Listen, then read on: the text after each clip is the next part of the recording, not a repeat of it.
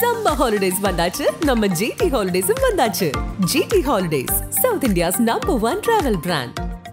Meenakshi Faculty of Pharmacy. Admission open for B.Pharm. Apply now. Nakkheeran நேயர்களுக்கு வணக்கம். இன்று நம்முடன் கருத்துக்களை பகிர்ந்து இணைந்திருக்கிறார் தமிழ்நாடு முற்போக்கு எழுத்தாளர்கள் மற்றும் கலைஞர்கள் சங்கத்தின் கடலூர் மாவட்ட பொறுப்பாளர் பால்கி அவர்கள். வணக்கம் சார். வணக்கம். நக்கீரன் ஆசிரியர் குழு மற்றும் வாசகர்களுக்கு பால்கியின் அன்பு வணக்கங்கள்.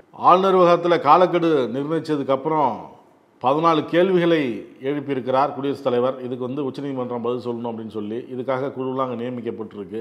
ஜனாதிபதிக்கு அந்த உரிமை இருக்கு அப்படின்லாம் பாஜகவினர் சொல்லி வராங்க. இந்த நிலையில தலைமை நீதிபதி கவாய் நீதித்துறையோ அரசாங்கமோ நாடாளுமன்றமோ உயர்வானவை அல்ல, இந்தியாவின் அரசமைப்பே உச்சபட்ச அதிகாரம் என கருத்து தெரிவிச்சிருக்கிறார். நாடாளுமன்றமே உச்சபட்ச அதிகாரம்னு குடியரசு துணைத் தலைவர்லாம் பேசியிருந்தார். பாஜகவினரும் சொல்லி வந்தாங்க. இப்ப கவாய் இந்த மாதிரி சொல்றாரு. ஏற்கனவே நக்கீரனுடைய வாசகர்களுக்கு நம்முடைய பேட்டி மூலமாவே சமீபத்தில் கொடுத்த தகவல்கள் கொஞ்சம் ஞாபகத்துக்கு கொண்டு வந்தோம்னு சொன்னா அதனுடைய தொடர்ச்சி தான் இப்போ விவாதங்களாக காட்சி ஊடகங்களிலும் எழுத்து ஊடகங்களிலும் போய்கிட்டு.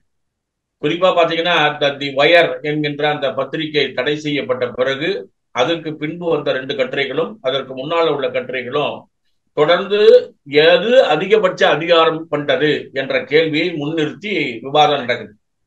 இந்த விவாதத்தினுடைய கடைசி பாயிண்ட் அப்ப எங்க வந்து நிக்குதுன்னு சொன்னா, ஜனாதிபதி இந்தியாவின் முதல் குடிமகன்.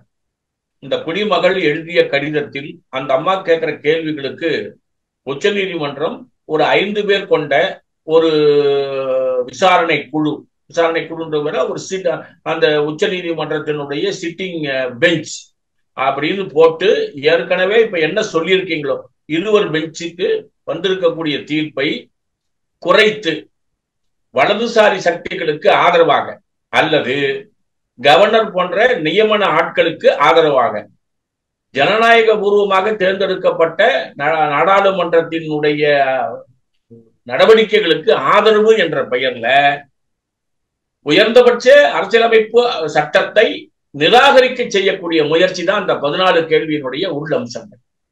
இப்ப நம்ம வாசகருடைய நாலேஜுக்காக கொண்டு வர்றோம். கர்நாடகா வர்சஸ் தமிழ்நாடு காவிரி நீர் பிரச்சனையில தொடர்ந்து விவாதங்கள் மேற்கொள்ளப்பட்டு அதிகபட்ச பெஞ்ச் மூலமாக ஒரு தீர்ப்பு சொல்லப்பட்டது. தீர்ப்பு சொன்னதுக்கு அப்புறம் இன்னொரு பெஞ்ச் நீங்க கேட்க முடியாது அல்லது வேற எந்த நடவடிக்கைக்கும் போக முடியாது. அது கீழே என்ன எழுதுறாங்கன்னா, அரசியலமைப்பு சட்டத்தினுடைய இந்த முடிவே இறுதியானது.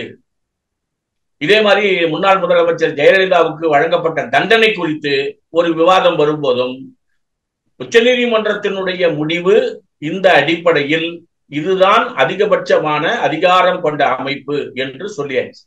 இப்ப இந்த 2 சப்ஜெக்டினுடைய பின்புலத்துல இப்ப இருக்கக்கூடிய அந்த சப்ஜெக்டுக்கு 142, 143 இந்த சப்ஜெக்ட்ல அரசியலமைப்பு சட்டத்தை பரிசீலனை செய்யக்கூடிய மிகப்பெரிய வழக்கறிஞர்கள் உட்பட அதுல தெளிவுபடுத்தியிருக்கிறது என்னன்னு சொன்னா, இவங்க கேட்ட கேள்விகளுக்கு எல்லாம் கவர்னரோ மற்றவர்களோ அலுவலகத்தில் அவர்களுடைய செயல்பாடு என்பது குறைவாக இருப்பின் சரி செய்யப்பட வேண்டும் என்று கேட்பதற்கு பதிலாக அதை மூடி மறைக்கக்கூடிய கேள்விகளாக வந்திருக்கின்றன. இப்ப உதாரணத்துக்கு கவர்னருடைய வாய்ஸ்ல ஜனாதிபதி கேள்வி கேட்கிறாங்க, அல்லது இப்படி மாற்றி சொல்லலாம், ஜனாதிபதியின் மூலமாக கவர்னருக்கு கொஞ்சம் பவரை உருவாக்கி கொடுக்கிற ஏற்பாட்டுக்கு அவங்க முயற்சி செய்யறாங்க.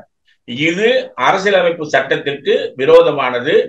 துணை ஜனாதிபதியாக வெங்கையா நாயுடு அவர்கள் இருக்கும் போது வெங்கையா நாயுடுனுடைய விவாதத்தினுடைய தெளிவில், இன்னும் சொல்ல போனா ஒரு ஆங்கில புத்தகம் வெங்கையா நாயுடு எந்தெந்த மாதிரி அகில இந்திய அளவிலான பிரச்சனையை கையாண்டார் என்று ஒரு புத்தகம் வெளியிடப்பட்டிருக்கு. அதுல வெங்கையா நாயுடு தனியாக பேசிய அறிவார்ந்த உரைகள் இருக்கு.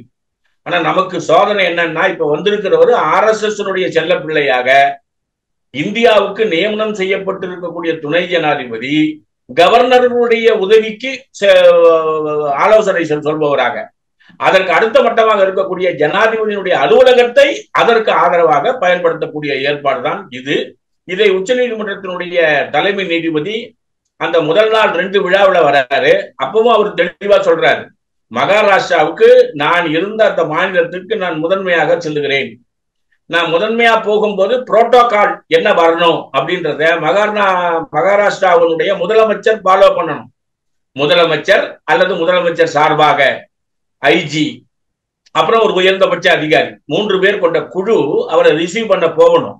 ஆனா இப்போ உச்ச நீதிமன்றத்துடைய தலைமை நீதிபதி அங்க போகும்போது அவரை வரவேற்பதற்கான எந்த ஏற்பாடுமே மகாராஷ்டிரா அரசு செய்யல. அத வெளியில வரும்போது உச்ச நீதிமன்ற நீதிபதி சொல்றாரு, அரசியலமைப்பு சட்டத்தின்படி இந்த அடிப்படையில் முதலமைச்சர் செயல்பட்டு இருக்க வேண்டும். நான் பெரிய அளவுக்கு இதை எடுத்துக்கலனாலும் இதுதான் சட்டம் என்பதை முதல்வர் தெரிந்து கொள்ள வேண்டும், உயர்ந்த பதவியில் இருப்பவர்கள் தெரிந்து கொள்ள வேண்டும் என்று சொன்ன பிறகுதான் 2வது நிகழ்ச்சி அவர் போய் கலந்துக்கும் போது இந்த 3 பேரும் அங்க போக வேண்டிய சூழல் வந்தது. அப்போ தலைமை நீதிபதி அரசியலமைப்பு சட்டத்தை கரைத்து குடித்த வகையில் அற்புதமான ஆலோசனைகள் சொல்லி அதன் மீது நடவடிக்கை எடுக்கப்பட்டது. அதே மாதிரி பாத்தீங்கன்னா இப்ப இந்த அம்மா கேட்ட கேள்விக்கு 20ஆம் தேதியை ஒதுக்கி இன்று காலை முதல் மாலை வரை அந்த விவாதங்கள் நடைபெறுகிறது.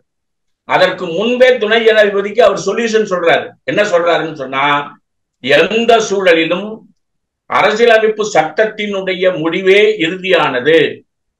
தேர்ந்தெடுக்கப்பட்ட ஜனநாயக அமைப்புகளினுடைய கேள்விகளுக்கு உச்சநீதிமன்றம் சொல்லியிருக்கக்கூடிய இந்த பதில்தான் இறுதியானது, அதைத்தான் நீங்கள் ஃபாலோ பண்ணணும்ன்றதையும் சொல்லிட்டார்.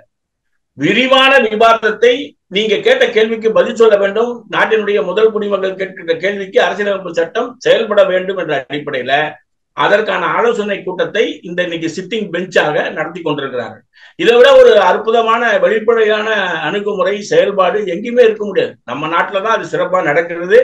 அதுல துரதிர்ஷ்டம் என்னன்னு சொன்னா, இதை புரிந்து கொள்ளக்கூடிய ஆட்கள் ஆட்சியாளர்களாக இல்லை என்பதுதான் இந்தியாவினுடைய வேதனைக்கான விஷயம். உச்சநீதிமன்றத்துக்கு 14 கேள்விகளை எழுப்பியிருந்தார் இல்லையா குடியரசுத் தலைவர். இப்ப இந்த விவகாரம் தொடர்பாக 8 மாநில முதல்வர்களுக்கு தமிழ்நாடு முதலமைச்சர் கடிதம் எழுதியிருக்கிறார். அதாவது இப்ப நம்ம உச்ச நீதிமன்றத்துடைய தலைமை நீதிபதியாக பொறுப்பேற்றுவிட்டு இந்த 20ஆம் தேதியை முழு பெஞ்சாக விசாரிக்க வேண்டும் என்ற நடவடிக்கையை எடுப்பதற்கு முன்னாலேயே தமிழ்நாட்டினுடைய முதலமைச்சர் ஜனாதிபதி கேட்கக்கூடிய கேள்வி எப்படி பொருத்தமில்லாதது என்பதை ஒரு கண்டன அறிக்கையாக வெளியிட்டு அதன் மூலம் நம்முடைய எதிர்ப்பை பதிவு செய்வதோடு நிற்காம எந்தெந்த மாநிலங்கள் பாரதிய ஜனதா கட்சிக்கு எதிராக இருக்கிறதோ அந்த மாநிலங்களுடைய முதல்வர்களுக்கு ஒரு கடிதம் எழுதியிருக்கிறார். அந்த கடிதத்தினுடைய கண்டென்ட்டே என்னன்னு சொன்னா, இது ஒரு மாநில ஒன்றிய அரசினுடைய அதிகார பகிர்வு பிரச்சனை அல்ல. சட்டத்தை பயன்படுத்தி இருவரும் ஒருங்கிணைந்து செயல்பட்டு மாநில வளர்ச்சிக்கும் ஒன்றிய வளர்ச்சிக்கும் ஏதுவாக செயலணும்னா ஒரு ஸ்மூத் செயிலிங், முரண்பாடற்ற அணுகுமுறை வேணும். அப்ப அந்த முரண்பாடற்ற அணுகுமுறையை யார் கொடுப்பாங்க? எதிர்கட்சி ஆளுகின்ற மாநிலத்துக்கு பாரபட்சமாக செயல்படக்கூடிய ஒன்றிய அரசு இருக்கிறது என்றால் அதை சீர்தூக்கி பார்த்து சரி செய்வதற்கு உச்ச நீதிமன்றம் இருக்க வேண்டும். அந்த உச்ச நீதிமன்றம் சொல்லக்கூடிய ஏற்பாட்டின் அடிப்படையில் இந்த ஒன்றிய அரசு செயல்பட வேண்டும் என்பதை உறுதி செய்வதற்கான கடிதம் தான் அது. அந்த கடிதத்துல வெறும் அதிகார பகிர்வு என்பது மட்டும் இல்லாம மாநிலத்துக்கு கொடுக்க வேண்டிய அந்த நிதி பகிர்வு உட்பட, மாநிலத்தினுடைய கல்விக் கொள்கையை உருவாக்குவது உட்பட, அரசியலமைப்பு சட்டம் என்பன்ற அந்த போர் தவிர மீதி 3 தூண்கள், மாநில செயல்பாடு, ஒன்றிய செயல்பாடு, பியூரோகிராட் அதிகார வர்க்கத்து அதிகாரமாக இருக்கக்கூடிய அதிகாரிகள் கூட்டமைப்பு, அந்த 3 அம்சங்களும் ஒருங்கிணைந்து செயல்படப்பட வேண்டும் என்றால் அதுல மாநில அரசனுடைய பங்கு என்ன என்பதை பற்றியெல்லாம் நம்ம தீர்மானிக்க வேண்டிய பொறுப்பு இருக்கிறது. ஆகவே இந்த பிரச்சனையில எல்லா மாநில அரசுகளும் ஒருங்கிணைந்து செயல்படுவதற்கு வாருங்கள்னு கூப்பிட்டிருக்காரு.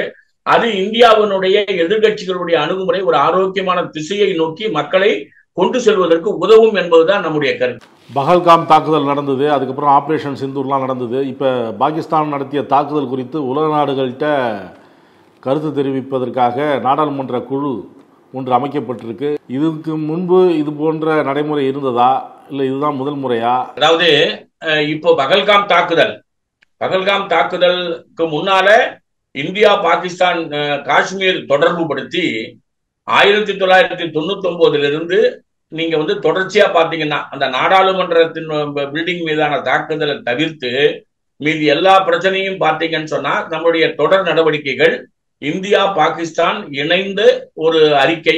இதைதான் நம்ம போர் நடந்தது சூழ்நிலையிலும் போர் நடந்து முடிஞ்ச பிறகும் வரும். இப்போ வெளிநாடுகளுக்கு அனுப்பக்கூடிய அனைத்து கட்சி குழு தீவிரவாதிகளினுடைய நடமாட்டத்தை மட்டுப்படுத்த அல்லது தீவிரவாதத்தை ஒடுக்க அனைத்து கட்சிகளிலிருந்தும் சில ஆட்களை தேர்வு செய்து அதன் மூலம் 2-3 குழுவாக பல நாடுகளுக்கு சென்று விளக்குதல் அப்படின்னு ஒரு டாக்டிஸை கடைபிடிக்கிறாங்க. அந்த பாரதிய ஜனதா கட்சியினுடைய ஒன்றிய அரசு என்கின்ற அந்த அமைப்பு இப்போ செயல்பட்டு இருக்கக்கூடிய இந்த விதம் என்பது பல கட்சிகளுக்கு பொருத்தமாக இல்லை. இன்னும் சொல்ல போனால் காங்கிரஸ் கட்சியில காங்கிரஸ் கட்சி எத்தனை பேர் என்று தகவல் சொல்லிட்டீங்கன்னு சொன்னா அவங்க சொல்லுவாங்க. மம்தா கட்சிக்கு எத்தனை பேர்னு சொன்னீங்கன்னா அவங்க சொல்லுவாங்க. விருப்பம் இல்லாத கட்சிகள், இப்ப இடதுசாரி கட்சிகள் இந்த இதுல இல்ல. சில கட்சிகளுக்கு நீங்க தேர்வு செய்து சொல்றீங்கன்னு சொன்னா ஒண்ணு வர்றோம் இல்ல வரல, அப்படி வந்தா யார் வருவாங்க என்று அவர்கள் சொல்ல வேண்டும். மாறாக இந்த முறை வெளியுறவுத்துறை அமைச்சகம் செயல்பட்டு இருக்கக்கூடிய விதம் ஜனநாயகத்துக்கு விரோதமானது.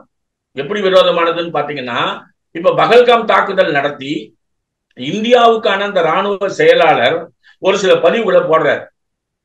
அந்த பதிவு என்பது சரியல்ல என்று ஆளும் ஒன்றிய அரசனுடைய பாரதிய ஜனதா கட்சியே முகநூல்ல எதிர்க்குது. அவரை பற்றி கேவலமாக, அவருடைய மகளை பற்றி கேவலமாக. அதே மாதிரி பாத்தீங்கன்னு சொன்னா ராணுவ லெப்டினன்ட் ஜெனரலுடைய செயல்பாடு, அவங்க தலைமை பொறுப்பை ஏற்று நடத்திய விதத்தை மத்திய பிரதேசத்தினுடைய ஒரு அமைச்சர் தவறாக பேசி உச்ச நீதிமன்றம் அதை கண்டித்து அவர் மன்னிப்பு கேட்ட பின்பும் மன்னிப்பை நாங்கள் ஏற்றுக்கொள்ள மாட்டோம், மன்னிப்பு என்பதன் மூலம் பேசுவதை நியாயப்படுத்திவிட முடியாது என்று கடுமையான எச்சரிக்கை என்பது சொல்லப்பட்டிருக்கக்கூடிய சூழல். அப்ப இந்த பகல்காம் சப்ஜெக்ட்ல அவங்களுக்கு வெற்றியா நமக்கு வெற்றியா? இந்த பகல்காம் நடந்த சப்ஜெக்ட்ல உண்மையில என்ன நடந்தது? போர் நடக்கிறதுக்கும் போதே பாகிஸ்தானுக்கு நாங்கள் தகவலை சொல்லிவிட்டோம் என்று வெளியுறவுத்துறை அமைச்சர் ஜெய்சங்கர் பேசுறாரு. ராகுல் காந்தி அவர் என்ன கேள்வி கேட்கிறாருன்னு சொன்னா, தீவிரவாதிகள் மீதான தாக்குதலை தான் நாங்கள் நடத்தினோம் என்று நீங்க வெளியுறவுத்துறை அமைச்சகத்திலிருந்து பாகிஸ்தானுக்கு ஏன் சொல்றீங்க அப்படின்னு அவர் கேள்வி கேட்கும் போது அதுக்கு பதில் சொல்ல முடியாம திணறக்கூடிய சூழ்நிலை. அப்போ இந்த பகல்காம் தாக்குதல்ல நம்முடைய அணுகுமுறையிலேயே ஒரு ஒருமித்த செயல்பாடோ கருத்தொற்றுமையோ இல்லை. இந்த சூழலில் இந்த தீவிரவாதத்தை வெளிநாடுகளுக்கு போய் அந்த ஒடுக்குமுறையை நாங்கள் எப்படி செய்ய போறோம் என்று சொல்லுவதில் திடீர் என்று ஒரு அட்மினிஸ்ட்ரேட்டிவ் ஆக்ஷன் அரசாங்கமா எடுக்கக்கூடிய முடிவு எந்த கட்சியும் வரவேற்காது. செயல்பட்டிருக்க வேண்டும்னா எப்படி செயல்பட்டு இருக்கணும்னா ஒவ்வொரு கட்சியையும் அழைத்து பேசி நீங்கள் அதில் விருப்பம் இருக்கிறீர்களா என்று கேட்டு அவர்களுடைய ஆட்களை நியமனம் செய்து அனுப்பியிருக்க வேண்டும், அனுப்புவதற்கான முயற்சி செய்ய வேண்டும். இந்த பயணத்தினால ஒரு பெரிய மாற்றம் தீவிரவாதத்தை எதிர்த்து வராது என்பது நம்முடைய கருத்து. அதற்கு பதிலாக இப்ப நீங்க ஞாயிற்றுக்கிழமை பார்த்தீங்கன்னு சொன்னா ஆங்கில நாளிதழ்கள்ல பார்டர்ல நடந்த அத்துமீறல்களால சாமானிய மக்களுக்கு ஏற்பட்டிருக்கக்கூடிய பாதிப்புகள் விரிவாக பேசப்பட்டிருக்கின்றன. அந்த விரிவாக பேசப்பட்டதன் மூலம் உள்துறை அமைச்சகமோ வெளியுறவுத்துறை அமைச்சகமோ அவங்கள பகுதியில போய் ஒரு நிவாரண நடவடிக்கைகள் கூட மேற்கொள்ளப்படல. சோ அப்படிப்பட்ட நடவடிக்கைகளை செய்வதுதான் பகல்காமுக்கு பின் அரசு செய்ய வேண்டியது. பகல்காமுக்கு பின் தீவிரவாதத்தை நிறுத்துவேன் என்பதற்காக ஒரு வெளிநாடு டூர் என்ற பெயர்ல எல்லோரையும் அரவணைத்து செய்யக்கூடிய வகையிலையும் ஒரு மோசமான அணுகுமுறையை கையாண்டிருக்கிறார்கள். இந்த அணுகுமுறை எல்லா கட்சிகளிடையே ஒரு ஒற்றுமையை உருவாக்காது. ஒன்றிய அரசுக்கு அது ஒரு ஆரோக்கியமான உதவியாக அமையாது என்பதுதான் நம்முடைய கருத்து. மம்தா சொல்லும் போது இந்த திட்டத்தை எதிர்க்கல, புறக்கணிக்கல, ஆனா முறையாக கோரிக்கை வைக்கப்பட்டிருந்தா நாங்க எங்க கட்சி சார்பில் சில பிரதிநிதிகளை அனுப்பி வைப்போம் அப்படின்னு சொல்றாங்க. ஆமா, அதாவது நீங்க ஒரு சில காங்கிரஸ் கட்சி அவர்கள் நியமனம் செய்யக்கூடிய ஆட்களாக இல்லாமல் காங்கிரசுக்கு இவர்களே ஒரு பெயரை சசி தரூர் என்ற பெயரை நாமினேட் செய்து காங்கிரசுக்குள்ள ஒரு மோசமான சித்து விளையாட்டை ஒன்றிய அரசு அனுமதித்திருக்கிறது. முதல் அறிக்கை மம்தா கட்சியிலிருந்து பதான் என்று சொல்லக்கூடிய ஒரு ஆளை இவங்க செலக்ட் பண்ணியிருக்காங்க ஒன்றிய அரசு. அதை முதல்ல எதிர்த்திருக்கிறாங்க. நேற்று அந்த அம்மா எதிர்த்து முதலமைச்சர் இந்த திரிணாமுல் காங்கிரஸ் கட்சியினுடைய சார்பாக யார் போக வேண்டும் என்பதை நான் தான் முடிவு செய்ய வேண்டும், கட்சி முடிவு செய்வதற்கு பதிலாக நீங்கள் முடிவு செய்வது ஆரோக்கியமானதில்லைன்னு சொன்னாங்க. அநேகமா 2-3 கட்சிகள் அப்படி சொல்லவே ஒன்றிய அரசு என்ன செய்ய போகுதுன்றது நம்ம திரும்பிதான் பார்க்கணும். ஆனால் அந்தந்த கட்சியில கேட்டு அவர்களை அனுப்புவதுதான் இதுவரைக்கும் இருக்கக்கூடிய மரபு. இப்ப செய்யக்கூடிய செயல் என்பது அந்த அதிகாரத்தை ஒன்றிய அரசே எடுத்துக்கொள்ள முடியாது. கேரளாவில் உள்ள பல்கலைக்கழகத்துக்கு தற்காலிக துணைவேந்தர்களை நியமிச்சிருந்தார் ஆளுநர். இந்த உத்தரவை ரத்து செய்திருக்கு ஹைகோர்ட்டு. தமிழ்நாட்டை தொடர்ந்து அங்கேயும் சில நடவடிக்கைகள் அதி தீவிரமா இருக்கு. இது எப்படி பாக்குறீங்க? ஏற்கனவே இப்ப வந்திருக்கக்கூடிய நம்ம கவர்னருக்கு முன்னால கேரளாவினுடைய கம்யூனிஸ்ட் கவர்மெண்ட்டுக்கு எதிர்ப்பா அங்க கிட்டத்தட்ட தமிழ்நாட்டினுடைய நம்முடைய கவர்னர் எப்படி செயல்படுறாரோ அதை விட மூர்க்கமாக செயல்பட்டவர் தான் கான் என்று சொல்லக்கூடிய ஒரு கவர்னர். அவர் இப்ப வேற மாநிலத்துக்கு டிரான்ஸ்பர் ஆயிட்டாரு. இவரு வட மாநிலத்துல இங்க வந்திருக்காரு. அவருக்கு இவரு கொஞ்சம் ஸ்லோவா செயல்படுறாரு.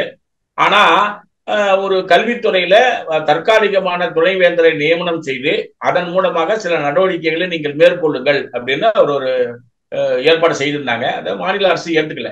இது ரெண்டுமே எப்படி பார்க்கணும்னா, தமிழ்நாடு அரசும் கேரள அரசும் எப்படி விரும்புதுன்னா, அதாவது எதிர்கட்சி மாநிலங்கள் அவங்க விரும்புறது கல்வித்துறையில நீங்க யூஜிசி கைட்லைன்ஸ் ஒன்றிய அரசு என்ன சொல்லுகிறதோ அந்த அடிப்படையில தேர்வு செய்து நான் ஒரு பட்டியலை அனுப்பி அந்த பட்டியலை நீங்கள் ஒப்புதல் கொடுக்க வேண்டும். அதுதான் கவர்னருடைய ரோல். சரி, அந்த ஒன்றிய அரசுக்கு சொல்லக்கூடிய அந்த கைட்லைன்ஸ்ல அனுப்பும் போது கவர்னர் ஒரு ஆளை நியமிக்கலாம் என்ற தமிழ்நாடு கவர்னர் ஒரு உள் விதியை புகுத்தினர். அது ஏற்கனவே உங்களுக்கு தெரியும். பெரியார் பல்கலைக்கழகத்தினுடைய துணைவேந்தர் எவ்வளவு மோசமாக செயல்பட்டார் என்ற உதாரணம் நமக்கு இருக்கு. இப்ப இந்த வகையில இவரே ஒரு ஆளை நியமனம் செய்வதை ஒரு யூஜிசியினுடைய சட்ட விதியாக கொண்டு வருவதற்கு முயற்சி செஞ்சாங்க. ஏற்கனவே உள்ள விதி அப்படி இல்லை. அப்போ மாநில அரசு மத்திய அரசு இரண்டும் இணைந்து போகக்கூடிய அந்த யூஜிசி கைட்லைன்ஸ் பிரகாரம் மாணவர்கள் லட்சக்கணக்கான மாணவர்களுடைய கல்வி சப்ஜெக்ட்ல தற்காலிக துணைவேந்தர் என்ற ஆளை போட்டு அதன் மூலமாக அட்மினிஸ்ட்ரேஷனை வீணாக்காதீங்க, பர்மனண்டா ஒரு விசியை தேர்வு செய்து அதன் மூலம் ஒரு உறுதிப்பாடான நிலைப்பாடு எடுக்கவும்னு சொல்லியிருக்காங்க. அது ஒரு நல்ல அற்புதமான வரவேற்பான தீர்ப்பும் கூட. ஏற்கனவே தமிழ்நாட்டுல நாம அந்த கேள்வியை கேட்டோம். அதுல கிட்டத்தட்ட 6 அல்லது 7 அண்ணாமலை யூனிவர்சிட்டி உட்பட கிட்டத்தட்ட ஒரு 7 இடங்களில் நாம இன்னமும் துணைவேந்தர் இல்லாம இருக்கக்கூடிய நிலை என்பது பல லட்சம் மாணவர்களுடைய கல்வியை பாதிக்கும். ஆகவே எங்களுக்கு காலதாமதம் செய்யாமல் அதை அந்த மசோதாவுக்கு ஒப்புதல் கொடுங்கன்னு கேட்டோம். அதுக்கப்புறம் தான் சண்டை வந்தது. சண்டை வந்ததுக்கு அப்புறம் தான் அந்த ஒப்புதல் என்பது உச்ச நீதிமன்றத்தின் மூலமாக நமக்கு வந்திருக்கு. இதற்கு மேல அதை விரைவுபடுத்தி நிரந்தர துணைவேந்தரை போட்டு அதன் மூலம் கல்வி சப்ஜெக்டை நம்மளால காப்பாற்ற முடியும் என்பதுதான் இந்த கேரளாவில் இருக்கக்கூடிய செய்தி. ஆனா இப்ப நீங்க உத்தரப்பிரதேசத்துல நேற்று முந்தானத்தும் பரபரப்பு செய்தி என்ன? பட்டம் என்பது வழங்கப்படுவதில் 30% மேலானது போலி பட்டங்கள். காவல்துறை அந்த இடத்துல போய் விசாரணை செஞ்சு யாரா கைது செய்யறாங்கன்னு சொன்னா உத்தரப்பிரதேசத்தினுடைய ஒரு தனியார் பல்கலைக்கழகத்தினுடைய துணைவேந்தரை கைது செய்கிறாங்க. அவருக்கு உடந்தையாக இருந்த ஒரு 10 பேர் கைது செய்யப்படுகிறார்.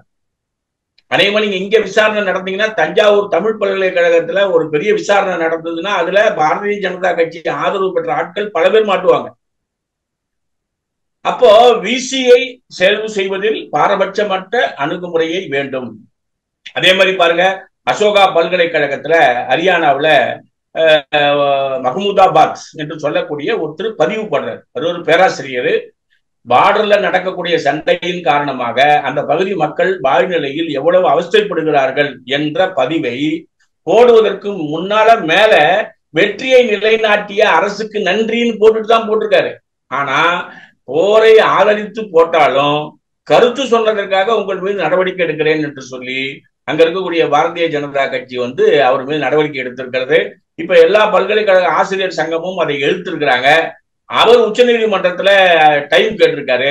உச்ச நீதிமன்றத்துடைய தலைமை நீதிபதி இந்த 20ஆம் தேதியினுடைய அந்த அரசியல் சட்ட பெஞ்சினுடைய விவாதம் முடிந்த பின்பு, முடிந்தால் இன்று அல்லது 21ஆம் தேதி இதை விவாதத்துக்கு எடுத்துக்கிறேன்னு சொல்லியிருக்காங்க. தனி உரிமை கருத்தியலை நிலைநிறுத்த பாரதிய ஜனதா கட்சியினுடைய ஒன்றிய அரசிடம் தொடர்ந்து போராட வேண்டிய நிலைக்கு சாதாரணமானவர்களும் தள்ளப்படுகிறார்கள். எதிர்கட்சி ஆளுகின்ற மாநில அரசுகளும் தள்ளப்படுகிறது. இதை புரிந்து கொண்டு மக்கள் ஒன்றிய அரசுடைய அந்த அதிகார குவியலை எதிர்த்த சிந்தனைக்கு நாம போகணும். அதுதான் ஆரோக்கியமான இந்தியாவினுடைய வளர்ச்சிக்கு உதவும்.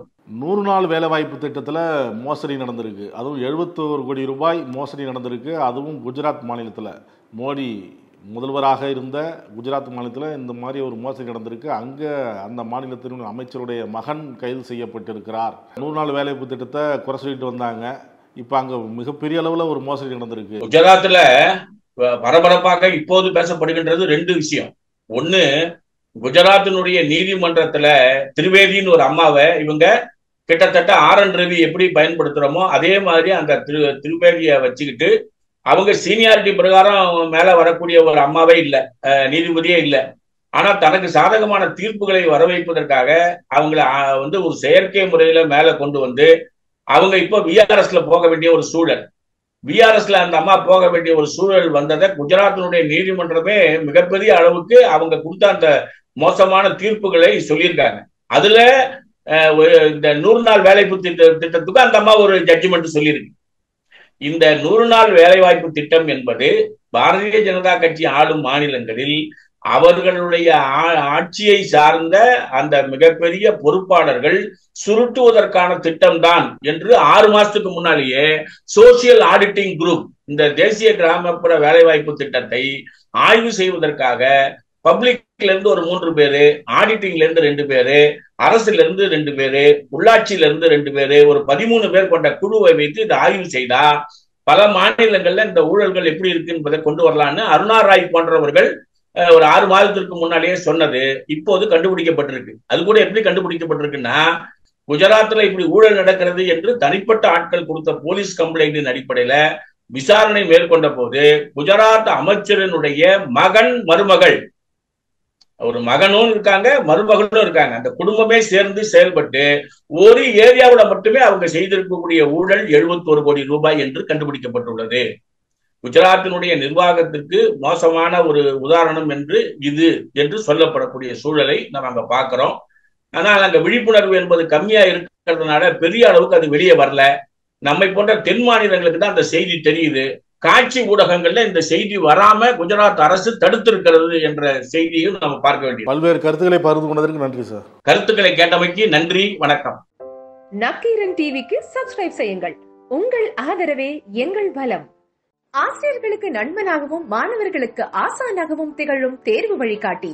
ஒவ்வொரு பாடத்திற்கும் அனுபவமிக்க ஆசிரியர்களின் துல்லியமான தெளிவான விடைகள். CNC இருக்கு, தேர்வு பயம் எதற்கு?